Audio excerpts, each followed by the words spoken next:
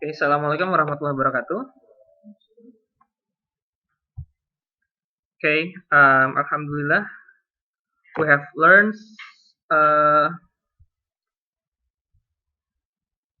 think we have learned Mawsoof Sifah, Idafah and Pronouns, and now we can further our learning into Harf. But before that, I would like to review a little bit. Yeah, this is the same slides as before. So we have three kind of words: ism, harf, and fi'il. And in ism, you will know the property. There are four properties: status, number, gender, and type. Status, they are rafa, nasab, and jar, or you can simply R and J. For number, they are singular, pair, and plural. For gender, they are masculine and feminine. And for type, they are common and proper. Okay. So if I give you these words, Imamul Masjid, you still remember? Imamul Masjid. So this is what? This is no alif lam and this line and followed by jar. It is idafah. So the meaning will be Imam of the Masjid. Okay, Imam of the Masjid. So if I give you this word, Qawlu Rasuli Karimin, no alif lam, right? Followed by jar. What is it? Idafah. Okay. So you yes, exactly. Yes, exactly. You notice, right? In okay. So from Mawsoof Sifah and Idafah, you can you can translate actually or identify. So if you want to translate Rasulin is messenger, how about qawl? What's the meaning of qawl? If you say qala is say, is to hear, but qawlu it is ism. It is ism. If I give you the meaning, qawlu is the speech, the speech of Rasul, but this is the sifat. In English, the sifat came first, right? In English. So, the speech of the noble messenger, Karim, noble, Rasul messenger. So, Qawlu Rasulin Karimi, the speech of the noble messenger. You got the idea of the translation? Okay. So basically, you can try it for yourself. You can try to identify the idafah, identify the Mawsoof Sifah, identify the pronoun, and then maybe you can use a dictionary.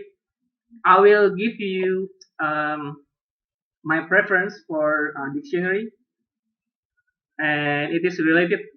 The dictionary is related to the Quran, and it will make your translating easier. And one thing that this fragment is so amazing is the word qawlu. Is the word qawlu. So in Arabic there are qawlu for speech. For speech there are qawlu and kalam. What is the difference between qawl and kalam? No. So have you ever heard qawlullah? Kalamullah, right? Why? Because kalam is related to the author. So the author. So if you say kalamullah, which means the author is Allah. Qawl it's not necessary for the author to say. It can be citation, reference. So never Rasul said kalam. He says qawl because it is from Allah. The speech from Allah. It's not his speech. He just conveyed the message from Allah to his people. Qawl and kalam.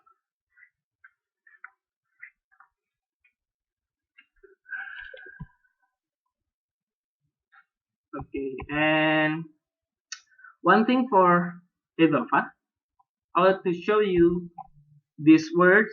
I think it's in Surah Furqan. Ibadur Rahman.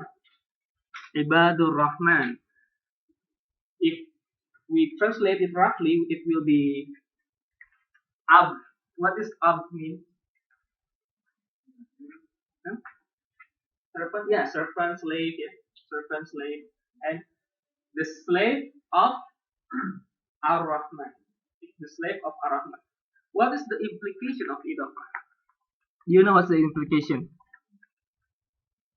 Like I think previously I've been mentioned this implication. So Idafah cannot be separated, right? So when Allah says Ibadur Rahman, it means that the status of the slaves is near with their Ar-Rahman. So that's the implication for Idafah. So like the word Imam al-Masjid, it's of Imam of Masjid, right? It's related to that Imam of the Masjid. So the Masjid is related to the Imam. So the Ar-Rahman is related to the Ab. That's the implication. So they are word of in the middle. So inseparable bond between the slave and Ar-Rahman. So that's the one of the indication or one of implication for Idafah. Okay, that's one example that I want to show you.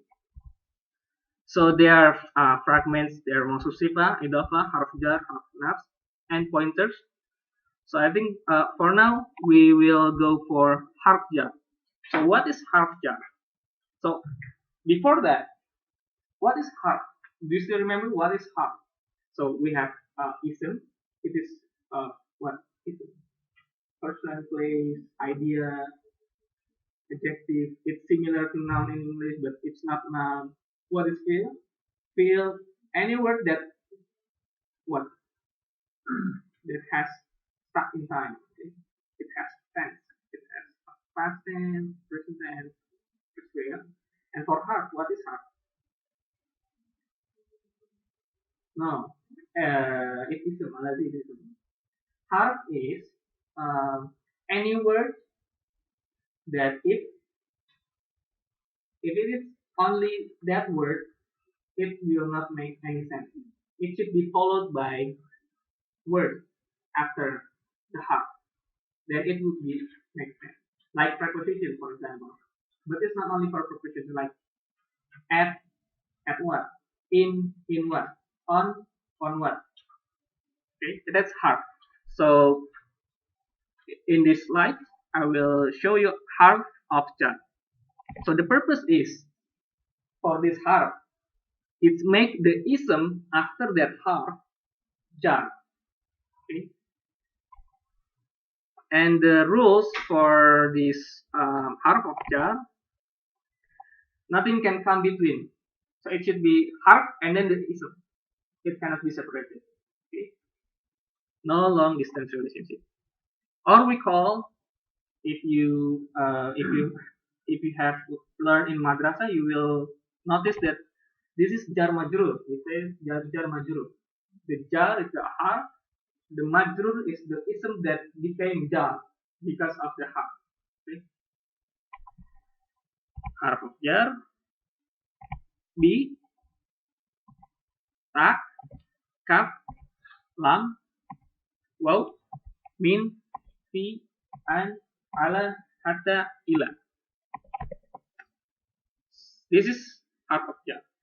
But the total of harf of jar is, I think, it should be 17. But for now it's only 11. It is the most common use in Quran. So what's the meaning? B is with. B is with. Ta is for swearing. Ka is for comparison, like kamatalil himar. It's like himar. Ka is for comparison. Compare with. Amtala. Amtala for like comparison. Lam for or head.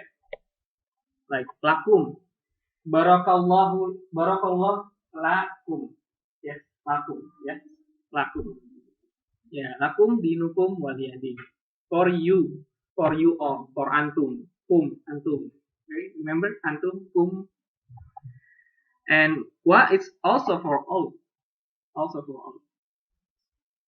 We have another wow, but later on. Min is from, fi in, fil masjid, in the masjid, right? Okay. An is about or away from. Ala is on, upon, against, ala abdihi, upon his slave, hatta, until, and ila, to. There's a destination point, to, towards. Okay. I think this is the most common use in the Quran, and I think it's not too difficult to remember, but because it is always appearing in the Quran. But for the rules for writing, there are some rules. For min, if it is add ma, mim, bukan, it's not min ma, it's mim ma, right? Okay. And plus ma, amma, okay. Okay. And remember, for wow, there is also another wow that means and. But remember, because because in these slides we only discuss about harf jar, so after the wow it should be jar. So if it is jar, then it will be harf of jar. The wow is harf of jar. Like wal asri, wal qamari, it's for oath. And for kaf, don't confuse the kaf from pronouns, from ka, anta. This harf, it came first, right? For pronoun, it came after. Okay. And there are another rules. If attached to a pronoun, ala and ila are pronounced with ya. What? Here. Alaihi, ilaika.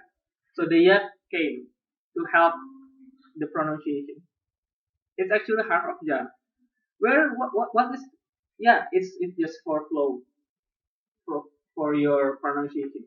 Because ilaka, it's for Arabic, it needs to be, it needs to be flowing. Yeah, it's more it's culture in Arabic. Alaihi, ilaika. Okay, that's all. Harf of jar, easy, right?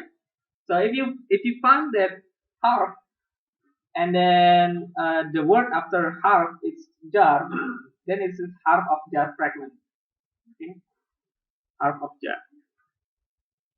So what I want to show you in this slide is this is from Surah Al-Kahf, Surah 18, ayat 82. So it is about the treasure of two orphans. So this is how to differentiate between the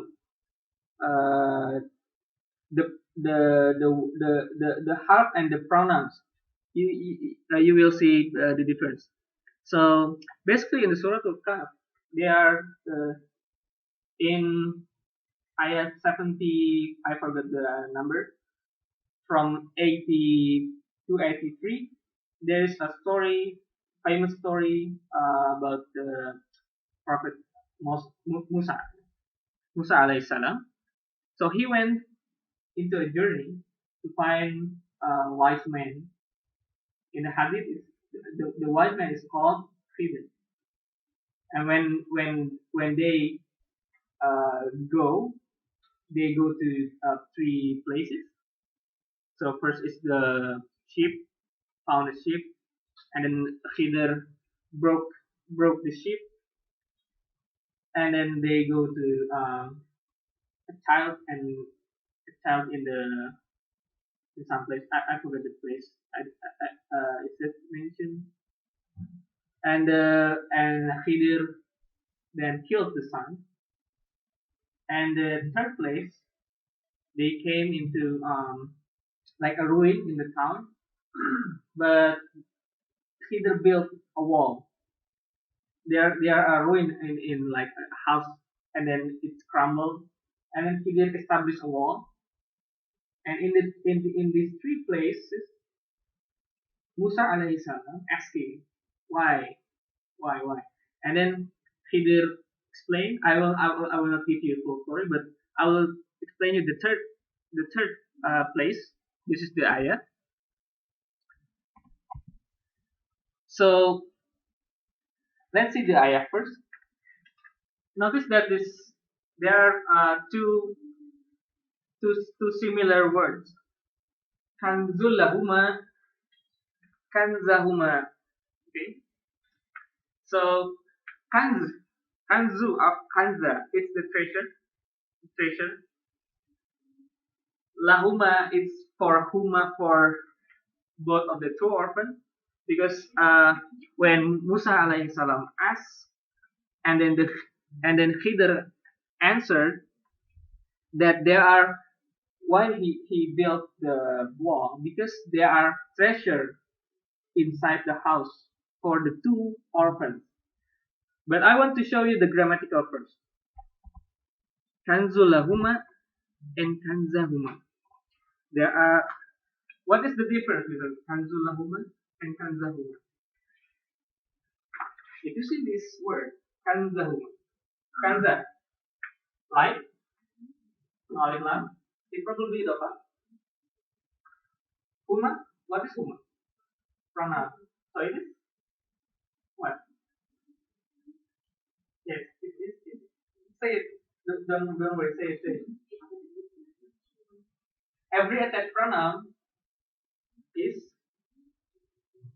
will make or what? What fragment? What fragment is it? Yeah, will be like. Yeah, this is idafah. Yeah. Don't be nervous. This is idafah, right? This is idafah. So which means, if I give you this word meaning treasure, kanza is treasure. So what's the translation? Huma is both of or them. So their treasure. Exactly, their treasure. How much is kanzun?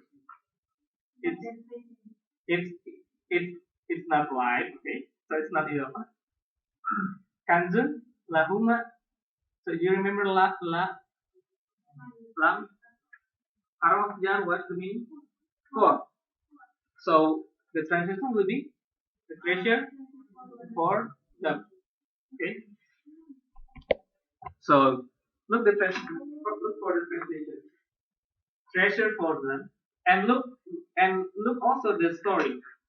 So this is the Khidir explanation. And as for the wall, it belonged to two orphan boys in the city, and there was beneath it a treasure for them. So it is in the early story, right? The orphan still a boy. He is underage, right? Underage. And their father had been righteous, so he's from a good family. So your Lord, your Rob, intended that they reach maturity. What means maturity? Is growing, right? Is growing.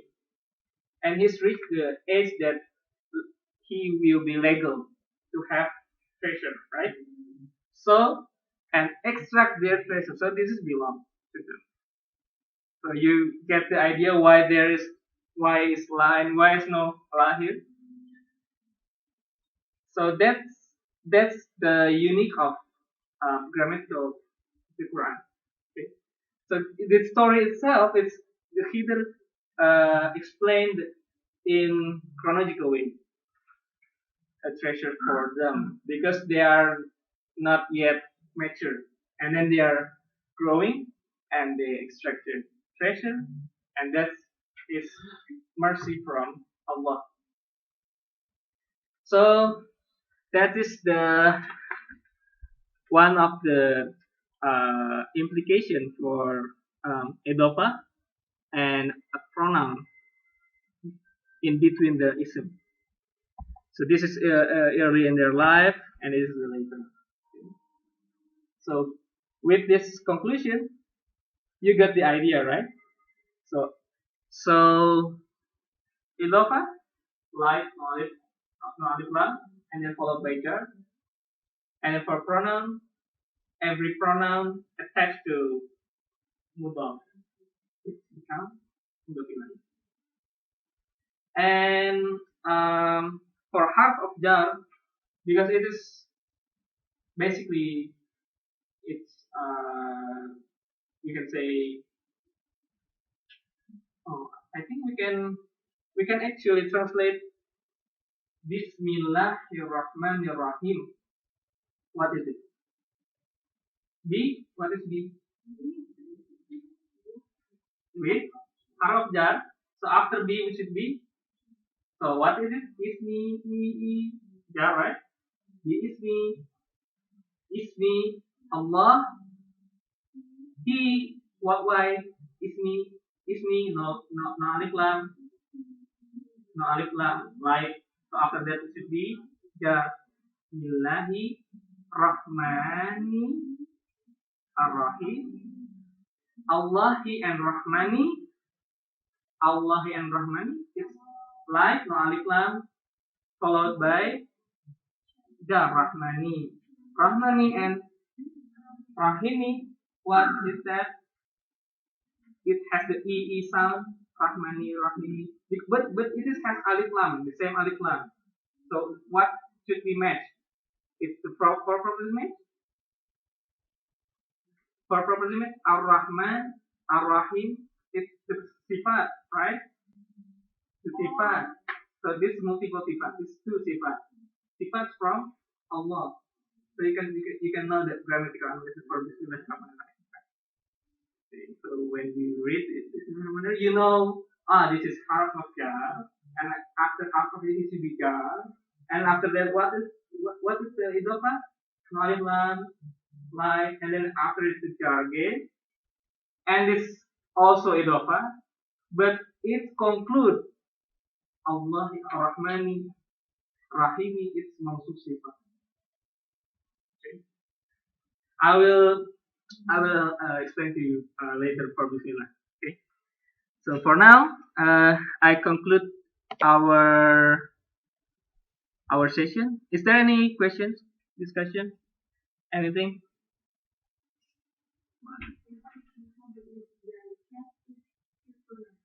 Dalika pronoun, but we will learn it maybe next session, because after Harf of Jarr, we will learn Harf of Nas. And after that, we will learn the dalika. We call it ismul isyarah.